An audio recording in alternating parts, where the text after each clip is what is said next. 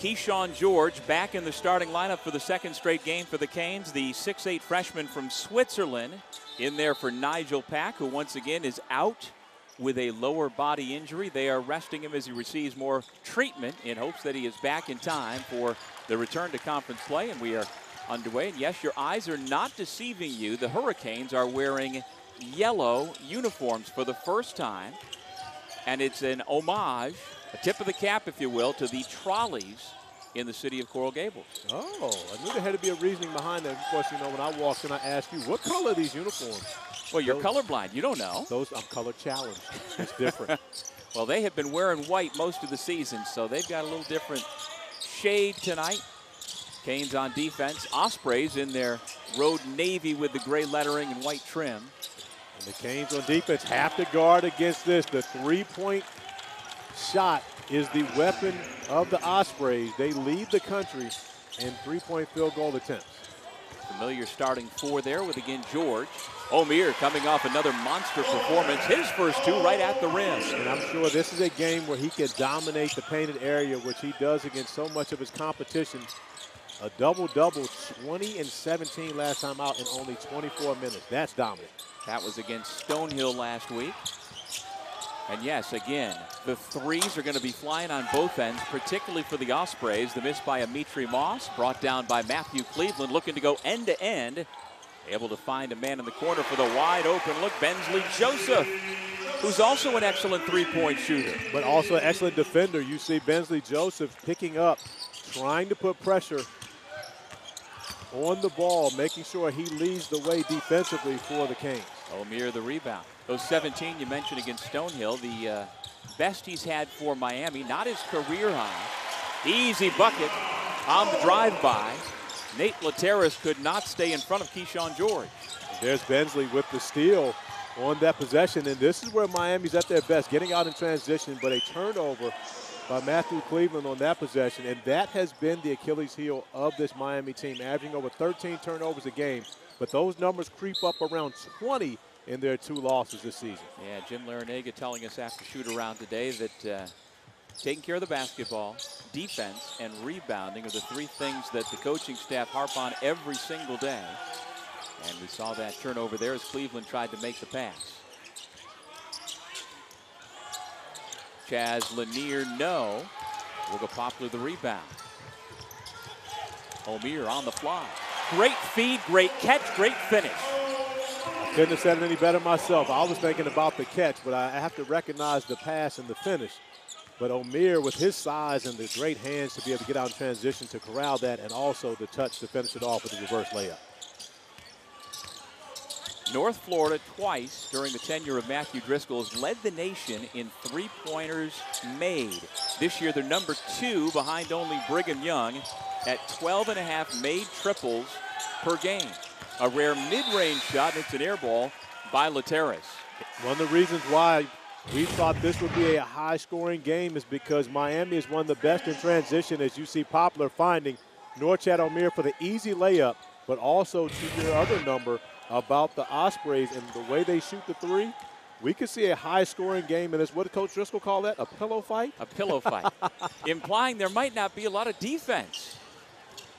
Well, his Ospreys team, they're going to shoot 33s at least, and they could shoot 40, and maybe even as close as 50 if they get the tempo going the way they want. Yeah, they average close to 36 three-point field goal attempts per game.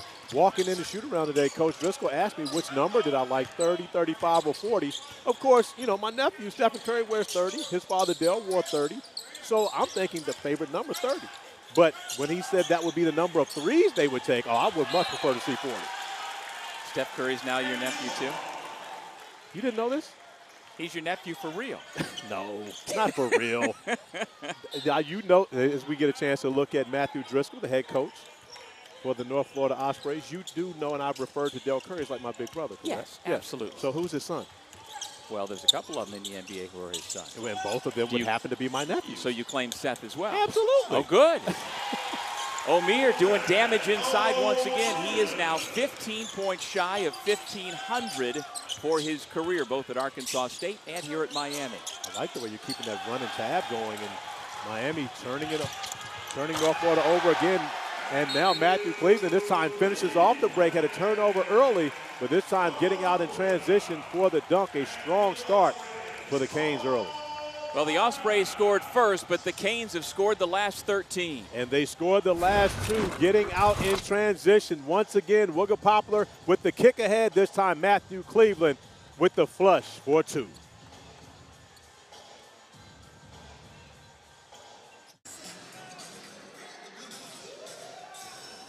Norchad Omier entered the game 21-point shy, becoming only the third active Division I player with 1,500 points and 1,000 rebounds. Well, he's 6 points closer simply because of the way they've gotten out in transition and the way that he has dominated the paint to start this game. Let's see how the Ospreys come out of that timeout. They made their first shot and have missed everything since. Meanwhile, the Canes have barely missed, 6 for 8 from the floor. And all 6 of those have been assisted. The Ospreys stay cold, and once again, Miami with its foot on the gas pedal. Bensley Joseph, a little strong off the window. This has been far from a great defensive year thus far for the Miami Hurricanes. However, they're defending the three-pointer as well as anyone in the country, only allowing 27% to be shot against them from three. And, of course, as I bring that up, the Ospreys make a three. Ja Enzi off the bench, the sophomore from Oviedo, Florida, with his first bucket. Here he is trying to make it 2 in a row. If you play for North Florida and you don't shoot threes when they are presented to you, you're not going to play. That's it. So you can't really say when you play because you're not going to play. You'll find a spot on the bench. If you're on this roster and you don't shoot the three ball, you will not get on the court. Well, what did you say? The top 10 guys in the rotation, what was the statistic, Corey? The top 10 guys in the rotation all average over 1 3-point field goal attempt per game. Wow. And again, everyone's shooting. You see another turnover. This is going to, oh, Cleveland's going to get the foul on that one. But you see 2 turnovers, back-to-back possessions for Miami. And that's been the only issue for the Canes this year. It's been the turnovers. Jim Larrañaga told us pregame they've had 2 bad halves this year. The second half at Kentucky, the second half against Colorado, where they played that game at Barclays in New York. They were blitzed in both those halves, losing both games by 22 plus. However, they were close games at halftime. Chaz Lanier with his second made 3. He's the top offensive weapon for the Ospreys, averaging over 16 points per game. That is 6th best in the Atlantic Sun Conference. And Chaz is absolutely shooting the three ball this year. I believe 145 attempts for him already in 14 games. That number may be wrong. Well, let the facts get in the way of good story. Yeah, again, regardless, he's getting a lot of shots up, a lot from beyond the three-point arc. He is the only Osprey who is close to 30 minutes per game. We talked about the 10-man rotation, but he is the guy. 16.2 points per game, leads the team, shooting 43% from three, and has 4 20-point games already on the young season. So Chaz is the guy that they look forward to stepping up and having big nights, especially against teams like Miami when they're playing Power 5 games. 8 points for Omier, the junior from Nicaragua, off to a quick start.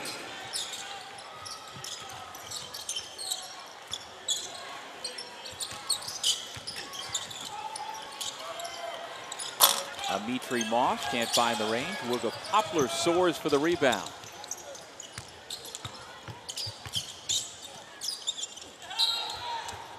Had a mismatch inside trying to find Omier, and the foul is called on Ja Enzi at 6'4", trying to hang with one of the better bigs in the ACC. Coming up next, we'll take you to the Dean Smith Center in Chapel Hill for 9th-ranked North Carolina hosting Charleston Southern. I can't wait to see what R.J. Davis does next. Over his last 6 games, Corey, averaging 26.6 per game. And as impressive as anything, as George makes the bucket from the corner, 5 of those 6 opponents have been ranked. So R.J.'s been doing it against some of the best. He absolutely has, and has been playing great basketball as of late. I had opportunity to be there to watch the game against Florida State. Talked to his dad pregame as we see the Ospreys knock down another 3. But, yeah, RJ's playing great basketball. His dad said, he's doing all right. Doing all right. Yeah, just all right. But that was really at the beginning of this streak where he's scored over 20 for 6 or 7 straight games. Well, for the season, averaging over 21 a game, best in the ACC. So, yeah, I think he's doing all right. Casey with the pull-up. There's my guy. We're already off to a great start. A.J. Casey, who had tied his career high 8 points against Stonehill last time out. And I asked a special favor of him this afternoon in shoot-around. I need to see double figures. Another offensive rebound for North Florida. The only way he's going to be able to get to that 10, though, is stay on the floor, which means he's better rebound. We did talk about that. Dimitri Moss on the floor. Dimitri Moss with his first 2 points. We should mention that at that last stoppage, Poplar went into the Miami locker room. So already down Nigel Pack for the game. We'll see how long Wooga is out if we see him again. Omier spotting up. He may not be the best or most prolific three-point shooter for the Canes, but he can shoot. He can absolutely shoot the basketball. One of the areas that makes Miami so dangerous, 1 through 5, they can shoot the three. We talk about the Ospreys and the way they like to shoot it. Well, Miami takes advantage of their opportunities from beyond the three-point arc as well. Well, the Canes are the best shooting team from distance in the ACC. They're 6th in the country at 41%. And good thing, fortunately for Miami, Poplar back at the scores table, ready to check back in. And we know that would be concerning for anyone that is a Canes fan. Strong drive by Watson, couldn't finish. George gets the offensive rebound, and he's going to bring it back out. Smart play by George. You see him growing with more and more confidence each and every time out and going step back for the 3-ball, unable to get it. But you always are willing to take those shots when you got that guy inside, Norchad Omier, who is always available to come up with the offensive rebound to put back, and he's already in double digits here to start this game. 13 points on 6 for 6 shooting, 3 rebounds. Number 15 in yellow has come to play. Third-team All-ACC a year ago, Norchad Omier. So far tonight, playing like a first-teamer and then some. He absolutely has. He played like a first-teamer all last year. So when you think about coming off of a great season where he helped lead his team to the Final Four, the hype is behind Norchad Omier, and he has lived up to the hype. The only struggles that Miami has had throughout this season normally starts with him being in foul trouble. When he's not on the floor, they're a different team. We talked about the 2 halves that Jim Larrañaga referenced. He was in foul trouble in that game against Kentucky, and he fouled out of the game against Colorado. 14 points now for Omier. And again, he spent his first 2 years in college at Arkansas State. He is out of Miami prep. And we learned from Coach Larrañaga last week that he actually worked out here at the University of Miami with Hurricanes coaches in attendance while he was in high school, but they still didn't know who he was.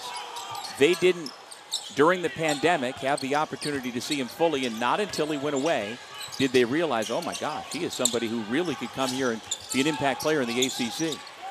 Well, they know now. They sure do. You know, the statistical comparisons for Norchad Omier, especially after his first 2 years at Arkansas State, Tim Duncan, Blake Griffin, Andrew Bogut, Kenneth Fareed, Oscar Shibwe. Those were the numbers he was putting up at Arkansas State. Took a little step back last year with a higher level of competition, but he is still remarkably productive. Well, those first 3 guys you mentioned were the #1 pick overall in the NBA draft. So, yeah, that's great company to be in. But you're talking about elite rebounding. We know Armando Bacot and what he's done at North Carolina. We will see them next, but it was actually Norchad Omier who led the ACC in rebounding a season ago. And right there in line with Bacot to do the same this year. But when you look at Omier's numbers, you always have to say he's done it in 4 years. What Bacot's done to this point, now it's in his 5th year. Omier doing this in his 4th year, so elite rebounder. Yeah, the top 2 active rebounders in the entire country. And Norchad Omier closing in on 1,500 points, and he will join Bacot and Baylor Shireman of Creighton as the only guys in the country active with 1,500 points and 1,000 rebounds. So again, the numbers are just staggering for Norchad Omier. I was shocked when I saw Shireman on that list, though. Yeah. Because he's a shooter. Yep. I know him as a shooter. I wasn't expecting him to be that level of a rebounder, but you see Omier has matched the Ospreys himself. 14-14 right now. However, his field goal percentage has been much higher, shooting 60% on the season, but at 100% in this game, that's only going to help his average. Yeah, he and Matthew Cleveland, top 5 of the ACC in shooting percentage. There's another rebound for number 15 with his head up, looking to run the break. Give it to Watson, and he's fouled on his drive to the bucket.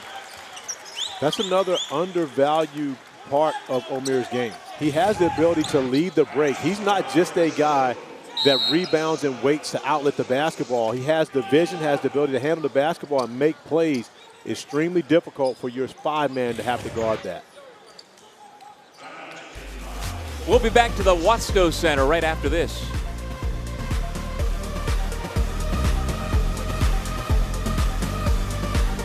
Back at the U, the Miami Hurricanes playing their final non-conference game of the regular season for 13th-year head coach Jim Larrañaga.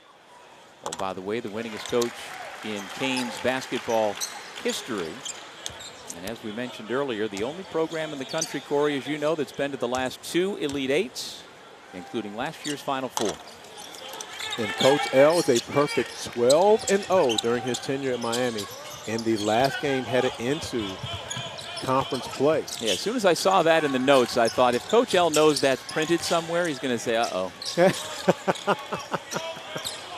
Do you think Coach L is superstitious? Is that what you're saying? Most coaches are. So I would presume that he is, although I don't know for sure. 5 to shoot. Chaz Lanier puts it on the deck and turns it over. Shot clock violation. All right, so Bensley Joseph got that deflection. He is clearly the best defender for Coach L. Who would be the next best defender, and can this Miami team collectively be a good or above average defensive team? I believe so, and the next best defender would easily be Poplar, who was really one of the guys who was the defensive stopper last year. When you think about that Miami team that went on to the Final Four, it was Poplar who oftentimes took on that best matchup. Bensley Joseph came off the bench a season ago, so it was normally Poplar who got that assignment. Here's Bensley and Woog in the backcourt together into the corner. Watson, no. Cleveland soaring for the offensive rebound. Christian Watson off of his best game as a Miami Hurricane. 7 assists last time out as Norchad Omier misses his first shot on the game. I asked Christian Watson earlier, what's up with the 7 assists? He says, well, you know, I'm starting to feel a little more like a point guard. I'm not sure Coach L was going with that, but Coach L absolutely loved to see him dropping dimes the way he did against Stonehill. Yeah, they shared the ball so well 8 days ago in the rout of Stonehill with 26 assists, including those 7 you mentioned, Corey. And it was, I believe, 8 from. He will head to the free throw line when we come back. Terrific ball movement in that half court for the Canes, sharing it, and they are up 14. Some of the women's basketball team had a little fun. Let's see the arm. Well, as you get set to ring in the New Year Sunday, we'll have a women's basketball quadruple header right here on ACCN, beginning at noon Eastern. Number 22, Florida State hosts Wake Forest. Then number 13, Notre Dame squares off against Syracuse, followed by 19th-ranked Louisville taking on Miami. And we'll cap the day with number 3, NC State and Virginia. We wish everybody a happy new year. And Katie Meyer's Canes routed Alabama State here in this building last night. Now 10-1, a big opportunity for them coming up on Sunday. Matthew Cleveland at the free throw line. He tells me baseball was his first passion. He played center field until high school coming up in Atlanta. And I saw during pregame warm-ups, he and one of his teammates were practicing baseball passes. Still got a good right arm. Yeah.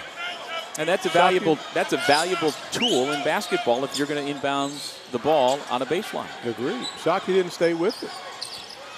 Again, you can play both. I played both. Well, his mom and his sisters were all accomplished softball players, so he played baseball. But eventually, I guess he grew out of it. Now it's 6'7". You don't grow out now. How tall is Aaron Judge? About 6'7". There you go. You don't grow out of it. Yeah. Well, he's doing pretty well in his chosen sport now, Dave. He absolutely is doing very well. And, you know, Norchad Omier also was a baseball player growing up. Oh, in Nicaragua. In Nicaragua, yes. He was a baseball player and then chose basketball much later in his adolescence. Well, he is the first ever Nicaraguan to get a Division I basketball scholarship in this country. And there's another turnover by Miami. Joseph with a bad pass. There's a big Nicaraguan population here in South Florida, and that's part of the appeal of Omier to transfer back home and play in front of a lot of folks who really care about him. You don't really need a lot of reasoning to come back to. It's true. In this case, we'll call it Coral Gables, Coconut Grove, South Beach, Miami in general. You don't need a lot of incentive to come back here. It's a great place to be, especially during the winter. When our bosses say you've got a game in Miami, I don't think anybody says no. I tell you what, that was a beautiful find from George. He was not even looking. And that's something Matthew Cleveland has been pointing up along the back of that zone, multiple possessions. But George wasn't even looking back there at Cleveland. He was actually looking off the defenders at Bensley Joseph. Count the basket in one. That snaps along. But scoring drought by Miles. You see George with the find to Cleveland. And that's something you can tell that Coach Larrañaga and his staff talk to his guys about, letting them know, hey, guys, give Matthew a look along that baseline. He's going to be open. And once you get that lob, now as a defensive team, you're always thinking about getting dunked on back behind you. You don't want that. They're going to get much better looks because of it. Do you think Matthew Cleveland could have stolen a home run or two? I believe so. I believe so. Man. 6'7" with bounce. You said grow out of. You don't grow out of baseball. Uh-oh. Oh. Wow. Somebody else who could have stolen a home run or two back in his baseball playing days, Omier. Now 7 shy of 1,500 will go to the line. And Omier taking it strong to the rack. Just unable to finish that one. You don't often see Norchad Omier attack the rim like that, especially against when there are defenders there. He's normally scoring around guys. That time tried to go over top of the defender. I think I like that. You know what's amazing is when you see this Miami team come into a huddle, the tallest player in the lineup happens to be a guy who's really more of a point guard than Keyshawn George. Now, he also has the hair out. Yes, he does. Last time I saw him, the hair was, braided up. So, soaring in, Omier for a block. Yeah, what would you put the height of Keyshawn George tonight with the hair? Well, he's listed at 6'8", and I believe he is 6'8" because he's taller than Omier, who's 6'7". However, with hair, we're going like Fletch. We got to go like Fletch, and he's got to be at least 3 inches with the hair. I would say even 4. I would probably go more 4. He may be 7 feet with hair. North Florida's going to just keep shooting the three. Jack Vanderheiden with the bucket. And when you look at it, North Florida has not had a very good shooting half. However, it's a 13-point game. Omier will head back to the free throw line. Norchad Omier coming from distance, denying an opportunity at the rim. Huge block shot for Omier. And a trivia question, I know you already know the answer to this. Okay. But if you ask people around the ACC basketball fans, who was the leading shot blocker for this Miami Hurricanes team, especially after seeing a play like that from Omier, I believe most people would get that wrong. Right. And you wouldn't know it's Bensley Joseph, but he averages just a touch under a block a game. And it does surprise me that Omier doesn't run into more than 1 block a game. Bensley's close to 2 blocks a game. He has 20 blocks coming into the game, and they played 11 games. He has 20 blocks on the season. That would be more than 1 per game. Yes, it would be. We know you went to Syracuse. Math is not your guy's strong suit. I appreciate that.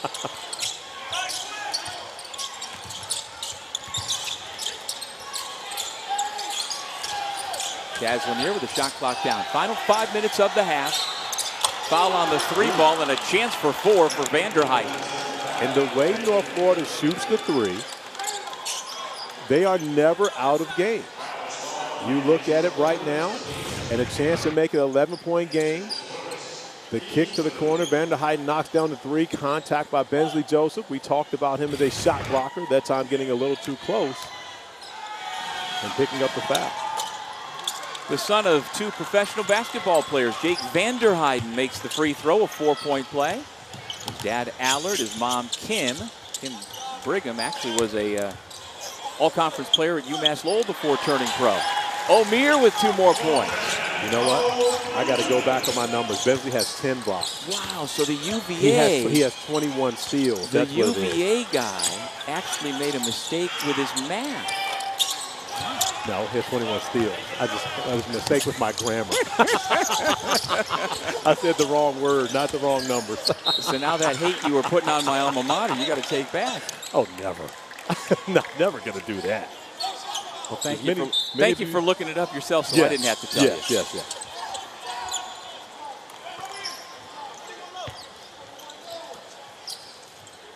But Bensley does lead Miami in steals, blocks. And he says all the defensive categories as George comes up a little short on that three. And he has been shooting the basketball so well. Coming in his last 5 games, 11 for his last 19. After getting his feet wet as a college player, he has found his stride. Yeah, was shooting in the low 20s his first 6 games, but the last 5 games has been spectacular from beyond the three-point arc. Oscar Berry's pass taken out of bounds, so North Florida will keep it. Well, this game thus far has been about Norchad Omier. ACC Network has number 5, Florida State covered in Miami for the Capital One Orange Bowl. Tomorrow at 2 Eastern, the Huddle Crew will have a 2-hour pregame show followed by a command center broadcast of the game with multiple camera angles and real-time player and team stats. Then, after the game against number 6 Georgia, stick around for ACC Huddle's postgame show. They'll have a complete breakdown with reactions from coaches and players. And, of course, the Seminoles are 13-0, denied the bid in the college football playoff. Hurricanes on the move. Cleveland just so long and athletic, able to finish. With a nice job by Wilker Poplar turning defense into offense on that possession. Great hands in the trap, coming up with the steal, and then facilitating out in transition. Well, just like the Stonehill game, the assists are piling up. That is 12 assists on 15 made field goals for Miami. But one of the things you're seeing is Norchad Omier having to get out beyond that three-point line and defend. Uh-oh. That's not good. Wilker Poplar holding that left ankle.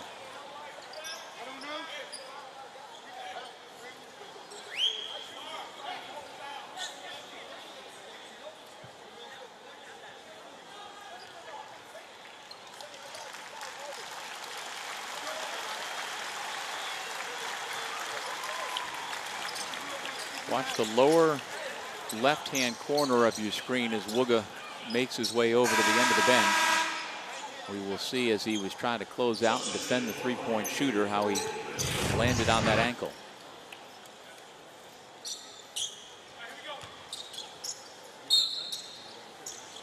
Yeah, just simply trying to contest the three. Landing on that ankle, of course, always dangerous.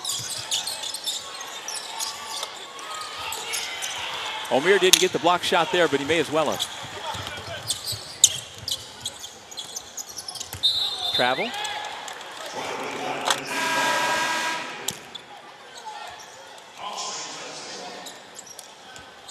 Wilker Poplar being attended to. Remember, Miami already playing without Nigel Pack. They're dealing with a lower extremity injury as well. Wooga's been playing so well. A couple of games ago, a career-high 25 points against LaSalle. Then last time out, 24 against Stonehill.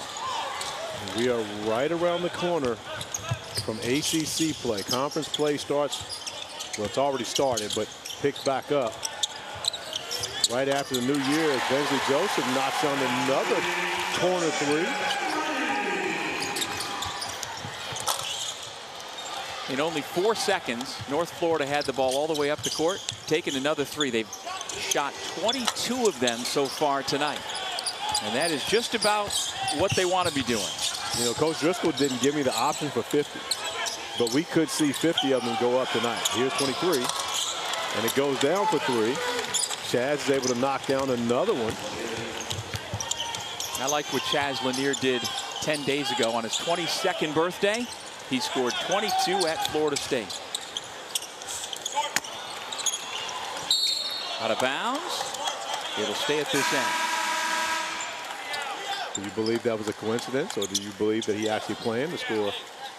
Coincidence. Coincidence? Okay. Yeah. Good to see Wooga Poplar smiling. Will be even better to see him running to the scores table and checking back into this game. However, most likely Miami will hold him for the remainder of this first half. Nice find. Better block shot, though. How about that? Max Hrdlicka just off the bench with the denial.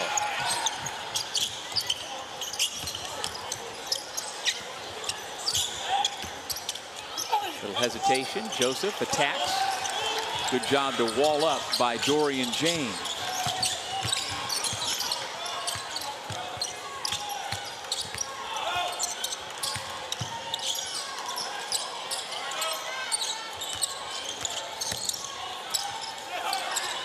Lanier. Another offensive rebound. That's been an area of concern for the Hurricanes as well. Finishing off defensive possessions, coming up with the board.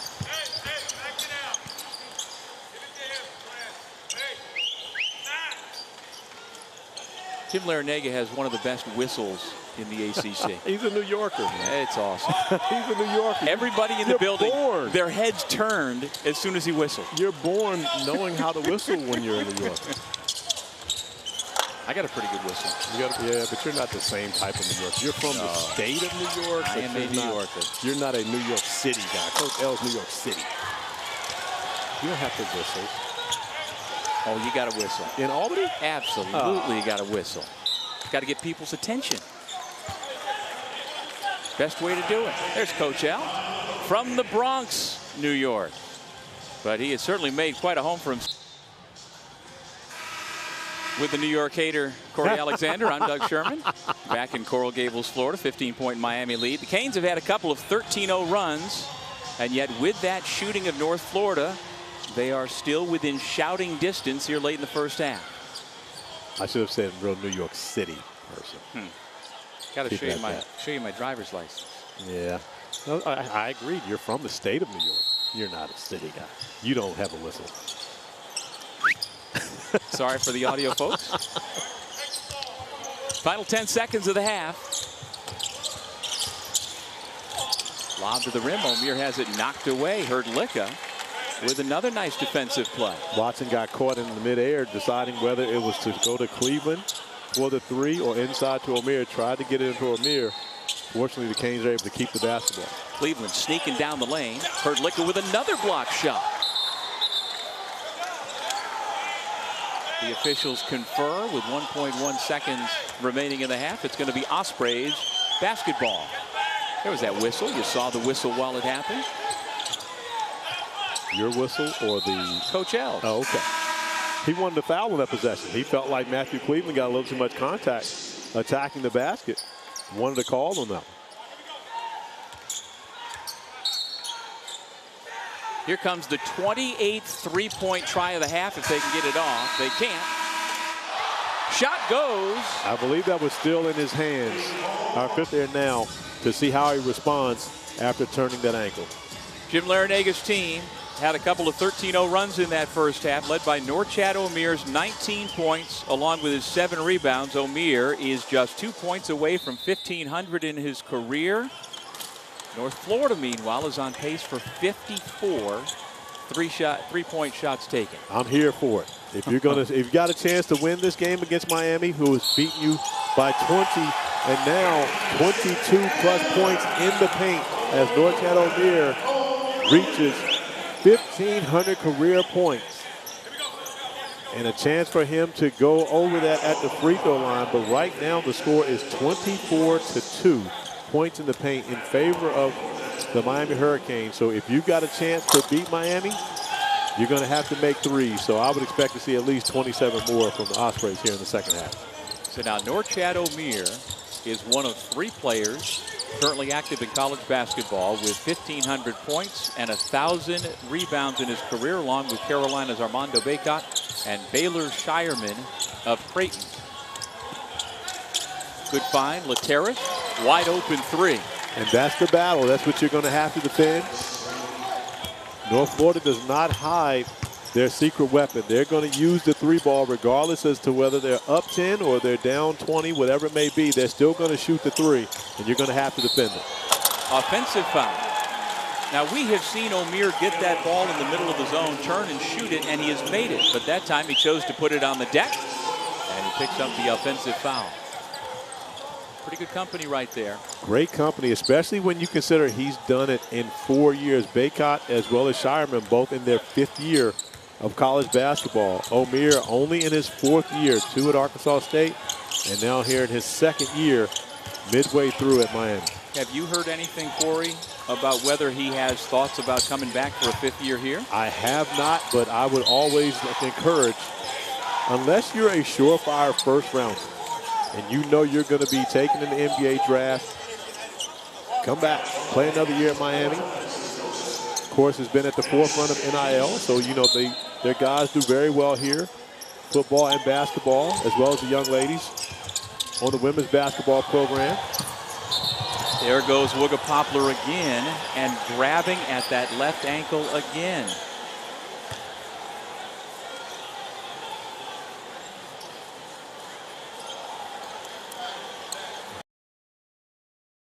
He's going to try to walk over to the bench, but gives Coach L the signal to get him go straight to the locker room. And you see Poplar getting after the basketball, but Chazanier dives for the basketball and just happens to catch that left leg of Poplar as he goes down again, grabbing at that left ankle.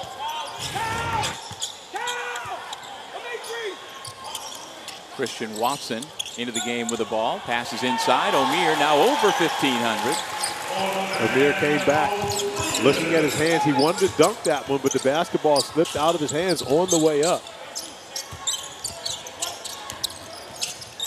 Oh, we talked about his future and would it behoove him to come back for a 5th year. Nice drive by Moss. Where do you see Norchad Omier, whether it's this next year or the following year, when it comes to finding a niche somewhere in professional basketball? Well, the one skill that translates more than any other in the game of basketball, regardless of level, is rebounding. And so in today's game where you have smaller players playing the 5 position, he is a center, and you got smaller, but he has, of course, the ability to shoot the 3. He's got some skills. He can put the ball on the floor, make plays. But he's strong enough to guard anyone. Yep. But his rebounding prowess allows him to be able to compete with anyone on the floor because of how well he rebounds. I don't see him being a guy that NBA teams are going to go out and say he's a first-round pick for us. So, and from knowing that, I would say, hey, maybe stick around for another year, do a 5th year of college basketball. But I do believe that he's a guy that can find his way onto an NBA roster and possibly play minutes and get in the rotation for the NBA team. I know the game is played much differently, but I keep thinking a guy like Kenneth Faried that found a spot in the NBA, and because of that rebounding and the effort and some of the other things, there's a deflection by Omier. He comes up with the basketball. He just does, as opposed to focusing on maybe what he can't do, if you focus on what this guy can do, it's an awful lot of good stuff. I don't think there's anything that he can't do. The only challenge with Omier is the fact that he's 6'7". Yeah. Because if he's 6'11", he's the #1 pick in the draft. So, I mean, you think about that. I mean, the dude is spectacular, everything he does on the floor. But it's just the fact that from a positional size, he's at a disadvantage against the guys he'd be playing against. Keyshawn George for 3. Does the fact that Omier has a near 7-foot wingspan mitigate some of that for you, Corey? It helps, but still, the metrics at 6'7", if you're going to be a 5 in the NBA, is difficult to do. However, if anyone can do it, I'm a firm believer that Norchad Omier can make it happen.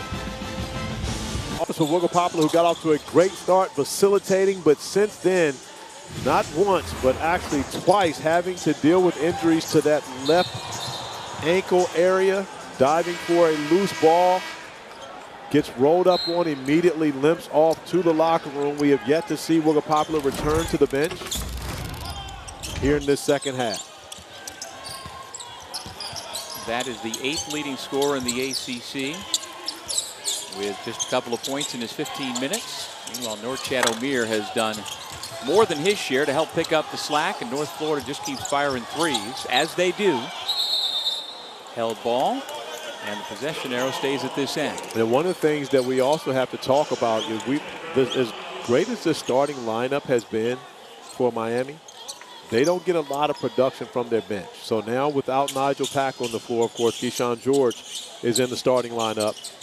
And without Wooga Poplar, now you have 2 reserves playing in starter minutes and starter roles right now as Christian Watson comes onto the floor to replace Wooga Poplar. So the bench has been a concern for the Canes throughout this year. And it gets, now with these guys stepping into the main rotation without those 2 backcourt phenoms, Christian Watson, George going to have to step it up and be even more productive. And that's always the risk of constructing a roster as Jim Larrañaga normally does. He's not Leonard Hamilton going 10, 11, 12 deep. He normally has a 7 or 8 man rotation, and it's done very well. But if you lose 1 or 2 key guys, it can hamstring you. What you and I talked in the open about was Matthew Cleveland knocked down the 3 in transition. We talked about the timeline of Coach L, when the struggles were happening for this Miami program. It was all behind injuries. It wasn't coaching. It wasn't in lack of talent. It was based upon the fact that they had too many key guys with injuries. Bensley Joseph, just another one of the 3-point threats on the year, over 40%. He's made 3 triples here tonight. And now the Canes looking like the Ospreys, pulling up a 3s on back-to-back possessions on the break. I would suspect we see a 3 here. Watson draws the contact and will head to the line. Well, Christian tried to go with the old 3-point play, which works just as well, but didn't make the bucket. But the Miami Hurricanes getting up and down the floor. Bensley Joseph to Matthew Cleveland, and transition finds a 3 on the wing, and this time Bensley says, I'll do it myself. Pulling up the top of the key for 3. And back inside the Watsco Center, Doug Sherman with Corey Alexander and the young man from St. John's College High School in Washington, D.C. Christian Watson at the free throw line for Miami. And without Nigel Pack tonight, and with Wooga Poplar gone again with an ankle injury, as you mentioned, Corey, somebody like Christian Watson is going to get a lot more opportunities, at least here tonight. Well, coming up next, we will take you to the Dean Smith Center in Chapel Hill for number 9, North Carolina hosting Charleston Southern. Believe it or not, non-conference play is almost done. We've got 3 games in the ACC tonight, a couple more non-conference games tomorrow. And after Carolina plays tonight, its next opponent will be Tuesday at Pittsburgh, 7 o'clock on ESPN. And before we get off of Christian Watson, as you mentioned, St. John's College in D.C., let me make sure I send out some love to Pat Behan as he continues his battle against ALS. Keep fighting the good fight, Pat. We're all praying for you and wishing you the best.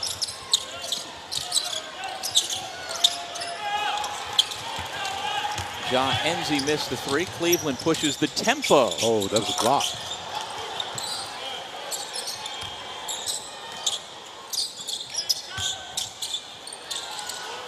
I like the way the Canes have attacked the zone defense tonight, Corey. They've done a great job, but it started with the fact they got the basketball inside the zone to Omier, who had a 19-point first half. So when you've got someone operating that well in the middle of the zone, it's going to make it difficult to try to defend the Canes when they're operating on all cylinders. A.J. Casey now into the game. Turnover.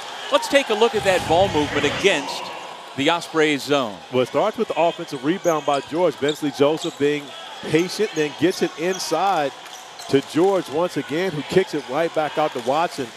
Steps in, is able to pull up, knock down the jumper off the bounce. We have gotten word that Wooga Poplar is not likely to come back tonight. No surprise after rolling that left ankle again. No reason to bring him back into this one. The big game coming up this week.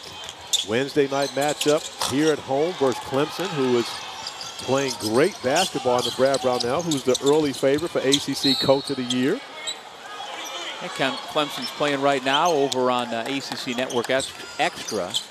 Its final non-conference game against Radford, up 21-12. What do you make of Clemson with just one loss as we head towards January? I am a fan as to what they've been doing. They had the biggest win of the ACC, the inaugural ACC SEC Challenge, by going on the road and beating Alabama at Alabama. And they have been spectacular this year. Joe Girard coming down from Syracuse, making big plays. He just changed up shades of orange. And P.J. Hall is playing like an All-American. Yes, a strong candidate for ACC Player of the Year. And we cannot talk about Clemson without talking about Chase Hunter, who has played great basketball all season long. And Z with the 3 ball.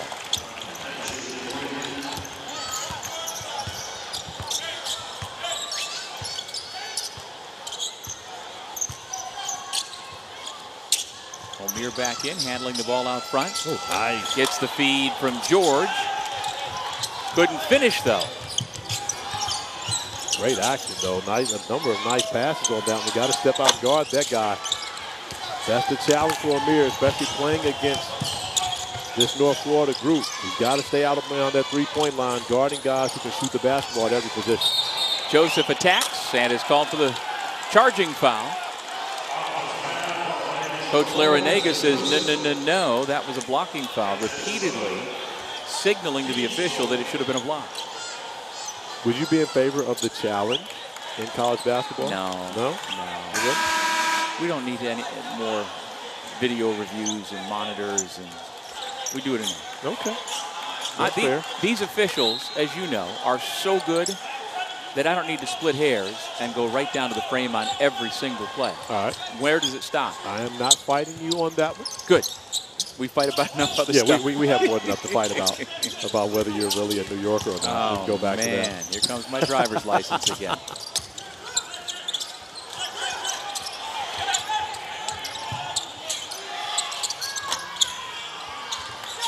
That's Miami basketball.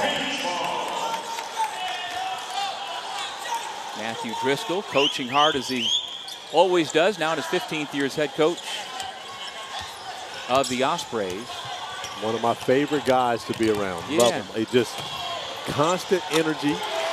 As Christian Watson knocked down another 3. Watson had 10 points at Kentucky.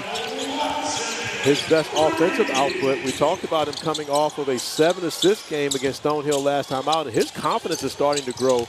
And now, without Poplar on the floor, getting more minutes to show it off. Well, he's up to 8 points now. So what did you tell him before the game? Well, that was actually A.J. Casey we talked about. I talked about getting to 10 points. But Casey, who's in the game now, may have an opportunity to be able to get to that double-figure mark as we get a chance to look at the North Florida resume so far this season. 1-5 in road games. And, of course, this is a team and a program that has a number of wins. A win over Purdue back in 2015. They've got a couple of Power 5 wins where they've gone out onto the road and been able to beat some teams. They've had a good run in the Atlantic Sun Conference. The fact that right now, Coach Driscoll is second winningest in ASUN history, 3 shy of Rick Byrd.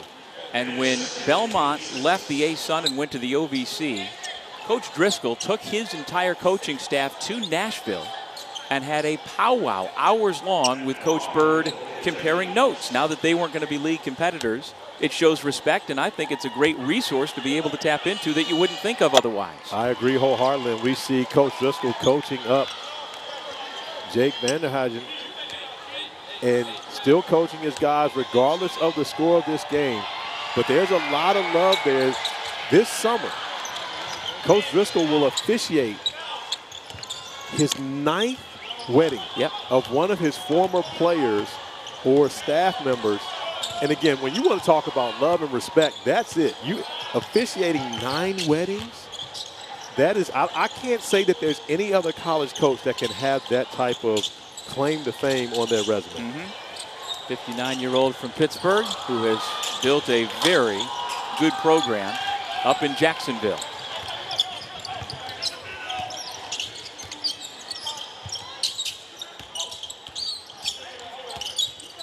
Lateras feeds the post. Here is the 6th-year Osprey, Dorian James. Dorian had a neat game last time out. North Florida played Georgia. That meant he matched up with his little brother. Trying to defend a couple of guys inside. Finally, Omier with 2 more points.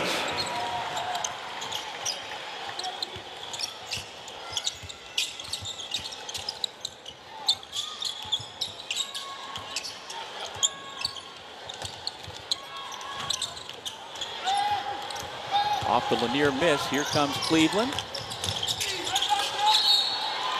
a foul on the shot that will have A.J. Casey at the line. Well, back in August, North Florida took a trip. Every 4 years, a college basketball team can go overseas and have a summer basketball tour. And this past August, North Florida went to Costa Rica. And while basketball is a big part of it, they played some games. It's about team bonding and living through adventures. And one of them was a zip line that for team building purposes, as far as I know, everybody did it. Although in pressing the coaching staff, number 55, Amitri Moss might have been the most skittish about that, Corey. Well, he's not as skittish as I would have been because I'm not doing it. So if it's about team building, then the whole team stay over here with me because I'm not going down that zip line. No, thank you, sir. There's the team player, Corey Alexander, for us once again. Yes, that's me. I'm thinking about the team and saving my life, so therefore we can be good. Well, I'll tell you what, coincidentally, each of their last 2 foreign tours, again, they do it every 4 years. North Florida, then the ensuing season, as Chaz Lanier makes another 3, led the country and made 3s. And they are in the mix again this year. And I do think, I don't know what the numbers are across all of college basketball, but when teams take that foreign tour, you get the extra practice time. I do think there is an uptick the following year. I believe it is. And a lot of it, what you mentioned before, is that team building, that bonding, getting an opportunity to spend that time throughout the summer, 10 practice days, as well as that time, abroad, where it's just your team. You're not as concerned about social media, you're not concerned about all the other things. It's just about you guys spending time together, getting to know each other, and oftentimes finding out the nuances of each another on and off the court. Bensley Joseph with the takeaway, then gave it back up to Moss, who goes to his right hand and finishes. And to finish the conversation about the summer tours, it's even more important now with the way the transfer portal has taken over college basketball, because you're going to have 8, 9, 10 new guys every single year, it seems. Yes.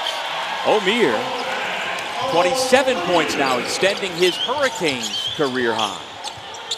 And when you think about this Ospreys team, you have to consider that in the A-Sun, they're not going to have to deal with a Norchad Omier. There's no one playing in the A-Sun. I don't know if there are many people playing throughout the country that can do what he does, but when you think about what Omier has done, 27 points for him already this evening, and attacking the offensive glass the way he did on the last possession and the putback for 2, the style of play for the Ospreys can keep them competitive in the A-Sun. Even though you know they're going to come out and shoot 40 to 50 3-point field goals a game, you can't stop it. And when they're making those shots, they're difficult to beat.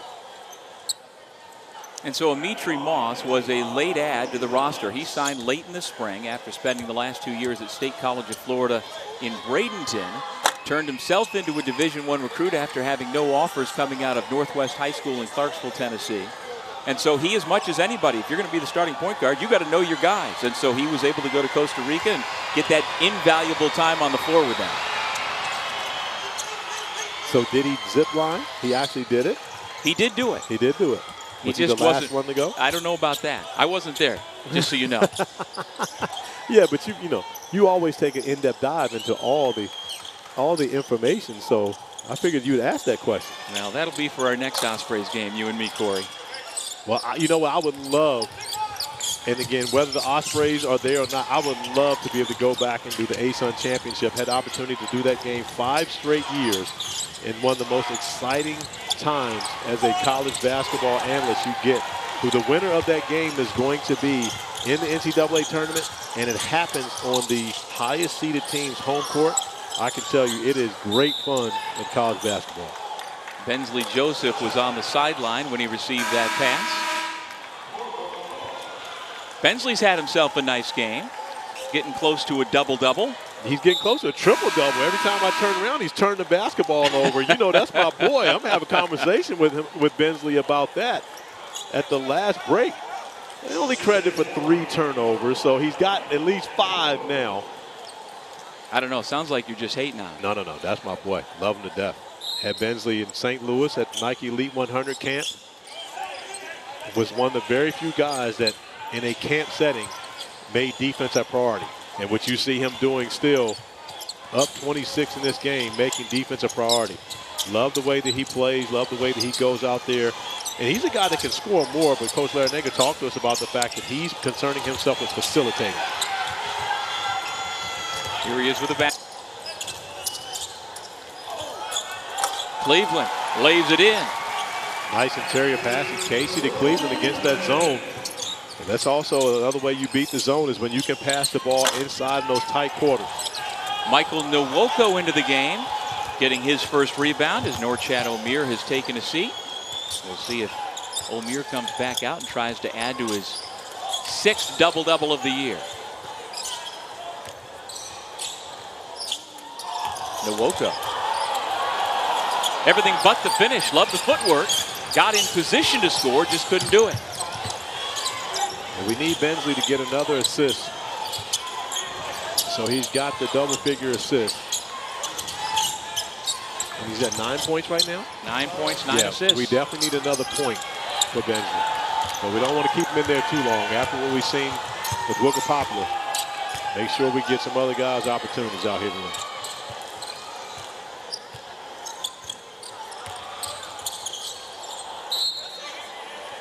Out of bounds. Canes will keep it when we come back. Got himself a team that is built, if they are healthy, to make another deep run in the NCAA tournament. They absolutely are, and Coach L wanting to talk it over with this team, takes the 30-second timeout. But you're 100% correct. Back-to-back seasons where they dealt with injuries, the 2019-20 season and then 2021. But ever since then, Coach L has been able to get this team to resurge. And of course, last year, a march to remember. The first Final Four appearance in program history. Lost to the eventual national champions at UConn.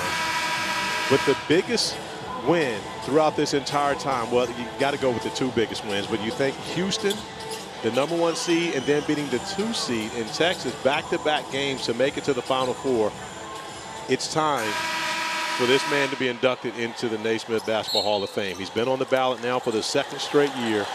He needs to be in the Hall of Fame. He has shown that he is one of the best to ever do this in the college coaching ranks. Yep, we found out last week that he was nominated by the Naismith Hall of Fame voters for the 2nd year in a row. They will get the list of nominees down to finalists, and then we'll find out at the Final Four who goes in this coming year. But Coach L is not doing it alone. Nice look there by Miles to find Trent Coleman for the layup. I think it's pretty cool that Jim Larrañaga's high school coach at Archbishop Malloy in Queens, Jack Curran, is also nominated for the Naismith Hall of Fame. Well, he absolutely belongs in there. You're talking about Coach Curran, who coached so many of the greats, not just Coach Larrañaga, but also Kenny the Jet Smith, Kenny Anderson, who was one of the best college basketball point guards of all time, my favorite ACC point guard of all time. And no disrespect to Phil Ford. And let me beat you to it. Lil CA. Lil CA, my young guy, Cole Anthony. And that's, again, Coach Curran was also a baseball coach. That's not the only thing, as we see. Good thing to see Wiggle Poplar back on the sidelines. Was smiling. Got the hoodie on. Checking out the rest of the game. Ice on that left ankle after rolling it twice. Second time early in the second half. He did it late in the first half, went out and into the locker room for the remainder of the half, and then did it again. But one of the things, and we talked about Coach L as a Hall of Famer. We asked Matt Driscoll earlier today about his relationship with Coach Larrañaga, and he just talked about how great of a person Coach L is, and I can co-sign that. Jim Larrañaga, one of the best people that you're going to meet, truly cares for his players, and most of his guys want to be involved with the program well once they're gone, whether it's at George Mason's, at Bowling Green, whether it's at Miami, and any of the stops he's been. his players want to continue to be around him because they've enjoyed playing for Coach L that much. And that's the true character of a man, especially when you're asked to lead boys into manhood playing this game of college basketball. Yeah, a couple of years as well as a Division II head coach at American International College up in Massachusetts. And you can bet he keeps track of those guys as well.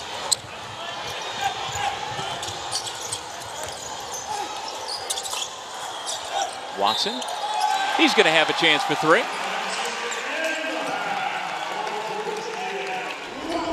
ACC Network has number 5, Florida State, covered in Miami for the Capital One Orange Bowl. Tomorrow, 2 Eastern, the Huddle crew will have a 2-hour pregame show followed by a Command Center broadcast of the game with multiple camera angles and real-time player and team statistics.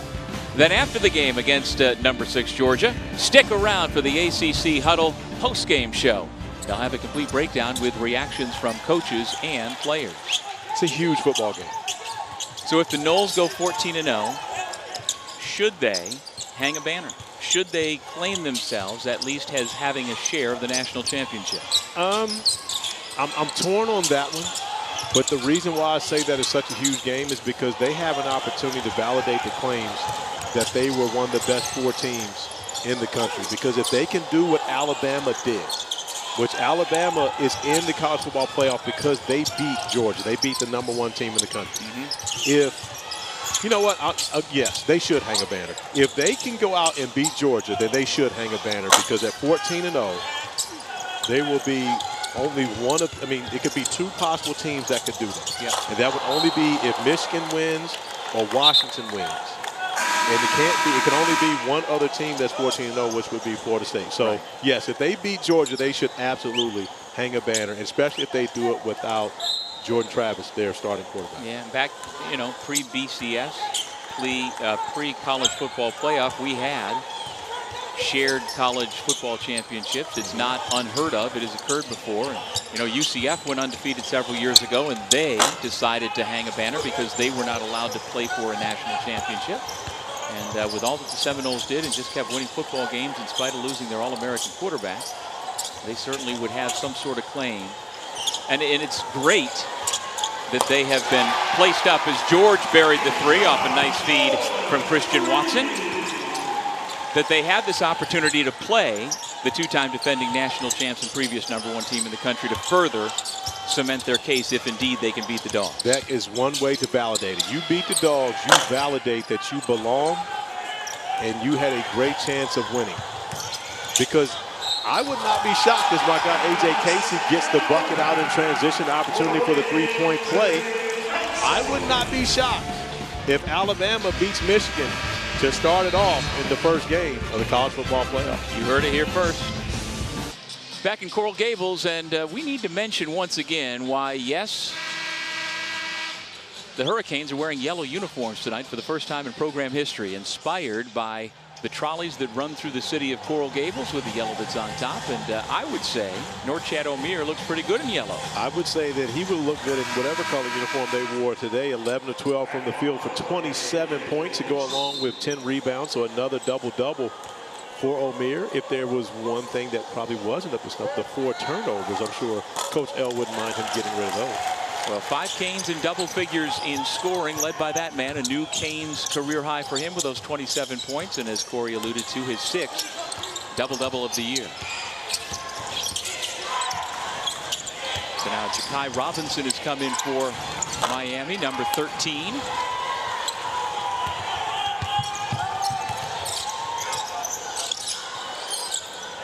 And it is all reserves on the floor now for the Canes, zeroing in on their 10th win of the season.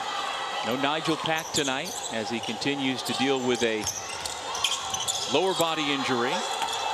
Nwoko had the ball taken away. And then Wooga Poplar. If I told you before the game 5 Canes were going to score in double figures and Wooga was not going to be one of them, would you have believed me? I would not have believed you on that one, considering he was averaging 17.5 points per game coming in. Nice reverse by Ja and Z.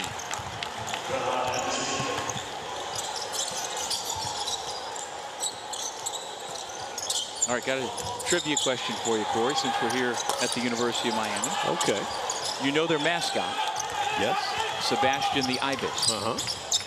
Why did the university choose an ibis as its mascot? I would say after a hurricane, it was the first thing that they saw. Oh, you've read that before. I did not. But again, that's pretty much just common sense. Well, they're apparently the last animal you see as the hurricane is coming and the first to reappear after it's gone by. Yes. Christian Watson, one of those double-figure scores. He's now got 14 points. That is a career high. He scored 10 at Rupp Arena against Kentucky, and he's 4 better than that here tonight. Nwoka with the quick hands.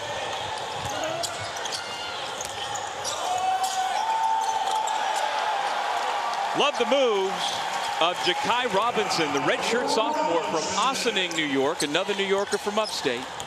You know Ja'Kai played high school basketball at DC, right? I did. Okay, just checking. But he's from Ossining. Okay, fair enough.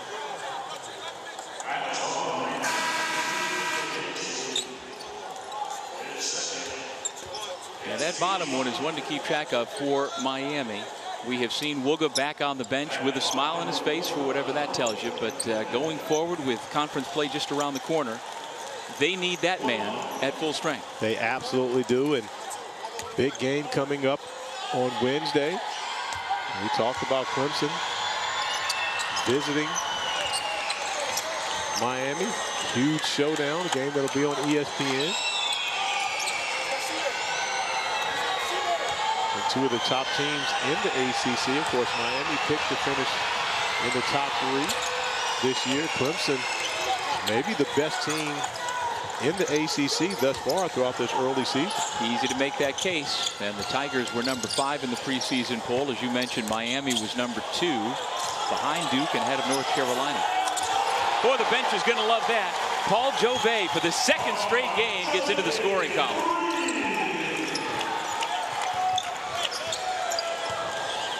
And at this end, North Florida has taken almost 3 times as many 3-point shots as 2-point shots. Not going to get a shot off that time. George, throw it to the rim. 2 more for Jove. Yeah, but if you're George on that one, you're more concerned about the fact that you didn't get the assist. After dropping the dime, you want to make sure you get all those numbers as a point guard. Jove heating up. And the bench loving it. You love to see this. Miami's bench celebrating the success of their teammates. And now the 5th time this season that the Hurricanes have gone over 90 points. Young man out of West Oaks Academy in Orlando. Grew up in France with 7 quick points, a career high for the Miami Hurricanes. Oh, he's got to get it right here. Free ball, get him to double figures. You're not going to take a shot clock violation with 40.4. No, I hope not. I hate when they do that. You hate when they do that? Just shoot it. It's not disrespectful or unsportsman. Just shoot it. I agree. Skip it. There we go. Ah, see why. Not the right guy for you. I'm just glad they shot. Watson hit the side of the backboard. Basket interference and a foul and a chance for 3. Now there will be no more shots. Nope. Rightfully so. Which I'm fine with. Yes. But if the shot clock is still on, take that shot.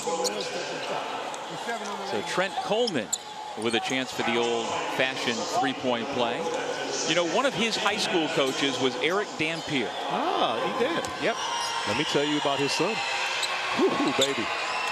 His son right now is the #1 8th grader in the country. Wow. He's about 6'8", 6'9", skilled. Got a chance to be very, very special. In Mississippi? Yes. Okay. Of course, his dad led Mississippi State to the '96 Final Four. The only time in program history they've gotten there. Why do you remember '96 Final Four so well? Because their season was ended by Syracuse, Of course it's got to do something with Syracuse. Miami wins by 40. Final thought, Corey. Strong performance by the Hurricanes. Hopefully they get Wooga Poplar and Nigel Pack